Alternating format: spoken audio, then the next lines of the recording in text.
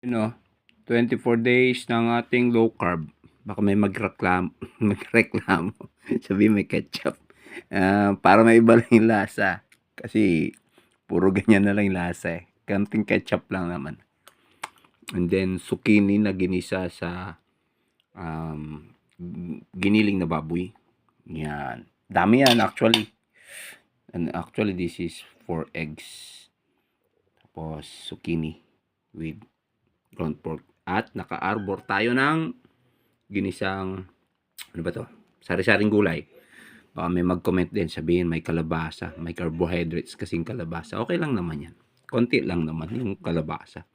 And it's a low carb diet, hindi naman zero carb. Meron naman konti. No problem naman sa konting carbs.